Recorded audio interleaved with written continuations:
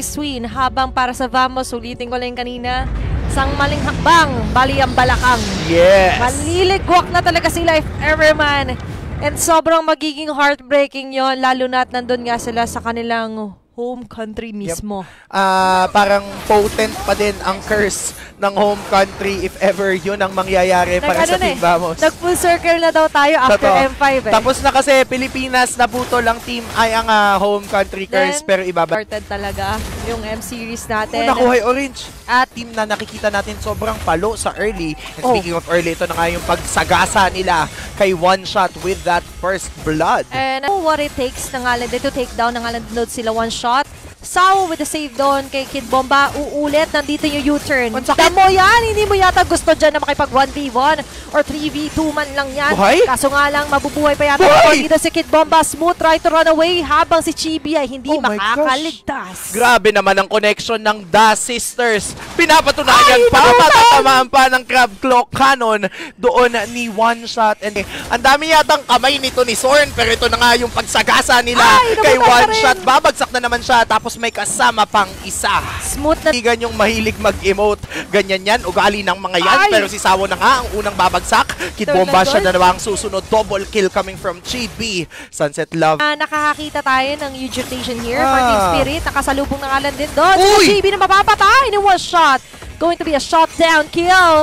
Nangalang din here for Team Spirit. Kid Bomba, ano na pagkabante. Inawat ni Zorn doon ng mga members ng Team Spirit. At yung goal talaga nila dito is ibigay kay Kid Bomba yung pagsusunod sa mga members. Pero andun na nga lang din ang pagsipa. Tatamaan doon si Sunset Lover. Walang for Team Vamos. Maya pa natin talaga ma-expect dito si Nets na mag-all-in.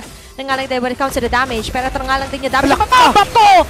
Napaula na naman. Nets Rage sinalula at yun at Team Vamos. Pero okay lang din. There will be a counter kill. Sunset Lovers, the next target. Mapapabagsak din siya dito ng Team Vamos. Meron pang Ugi Shadow Kill galing kay Chibi. Na-push na nga ni Nets ang bottom lane turret. Hindi maiwasan. Nandun ang pagsipa.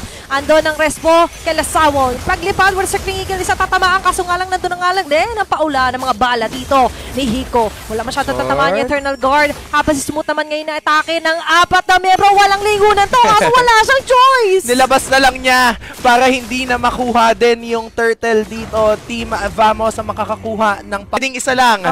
Yung side lane doon nila Chibi ay bumasag na torre. Kaso nga lang yung trajectory ng Sipa yata yung medyo hindi maganda yung magiging angulo. Pero dito sa may bandang gilid, aabutan pa si Sun. Pili na matakbo, kaso nga lang sumakto yung mga pabala. Yung mga pa-spray bullet doon ni Hiko. Warlord is down. Members of Team Vamos ngayon ay nag-disengage. Great command para kay Sunset Lover. I-eliminate yung gap na na-establish sa Team Vamos. Pero yung Lord ngayon ay makukuha ni one shot. Nagpakawala ng ngalan din na shark attack dito ang members of Team Spirit. Makakagatin ng kill onto Kid Bomba. Kailangan sumagot ng Team Vamos. Ito ang pagsagot na gusto nilang makuha. Si Hiko ay boy pa din naman. With nature kinasagot niya. Nandun lang din naman yung buhay na meron siya. Bennett's Rage wala na rin. Chibi ang makakakuha ng Lord. Pero sabi ng Team Spirit, hindi kayo makakauwi. Makuha mo naman ng Lord. Makuubos namin kayo, Nets. Kaya kailanganin mo mabuhay. Ano ba ang gagawin mo? Kukunin na ng Team Spirit ang Lord ngayon. Dalawa ang bumagsak sa Team Vamos. Bawal madulas dun si Nets sa pagkakataon na yun eh. Lahat talaga all eyes on him here for Team Spirit. Dito Burst if ever man. Pero yung Lord na nga lang din doon ay marireset. Si Smooth doon umatake sa pinakalikod. Makakasurvive. Nag-flicker na rin siya agad. Alam ito ng Team Spirit. They know na magbabakawi dito mga members ng Team Vamos. Habang sila ngayon nag-hunt down. Saan sila nagtatago? Saan sila nag-aabang? Kid Bomba medyo nangaray sa damage. Pero kakayanin pa rin naman. May damo diyan, kaya makakatulong yan ng gusto. Team Spirit getting the Lord. Grabe, yung Crab Claw Cannon na nagmumula kay one shot, pinabanda niya sa Lord, tapos bumanda doon kay Nets na kichanggulo. Okay, aatras sila ng konti. Yung Lord buhay pa rin naman. Smooth, medyo pula ng buhay. May immortality pa rin naman. Mapapop off nga lang din sakto. Habang members of Team Spirit ay makakuha man ng isa. Kasabay na nga lang din noon ng isa pang torre na mapapabagsak nila sa may bandang taas. Gusto nilang simutan kalbuhin ang pinakabase ngayon ng Team Vamos. At kumakatok na ang Team Spirit sa base ng Team Vamos. Pero nandun ang nga lang din pagsugod doon sa pinakalikod. May isang masisipa, kaso nga lang hindi aapot doon yung damage na meron sila Nets. Chibi, Warlord, ang Nets ang matitira para dumepensa. May nakangat na minion dito para sa Team Spirit na tuloy-tuloy pa rin ang pag-abante. One shot will be left behind. Hindi ma-end ito ng Team Spirit dahil nandiyan ang paggante ng Team Vamos. And shooting a double kill na nga lang din. But at the same time, 3 sa 3 ang ang magiging palitan. At Born ngayon ay medyo hinahabol. Kinumit agad sa kanya yung Circling Eagle laban si Smooth sa pinakalikod.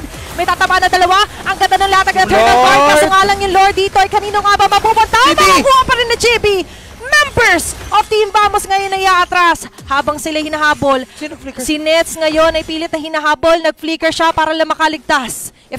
Advantage still for Team Spirit. Nakikita natin na afford nila. Uy, nakita!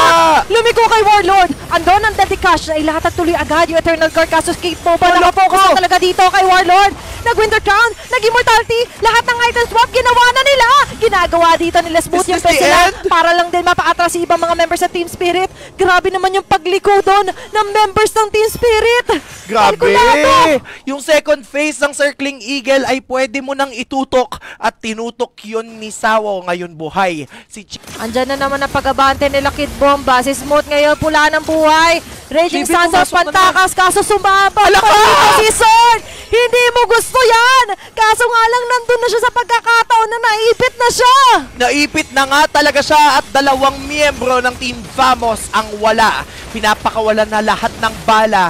Binaburst down na ang Lord at mukhang hindi na makakakontest ang Malaysian team para dito. Nandyan na si Lord. Nandyan na ang nasayo na ang lahat. At nandito na nga lang din ang sabayan. Dalawang Eternal Guard nakikita natin pero isa lang ang gusto nila makuha.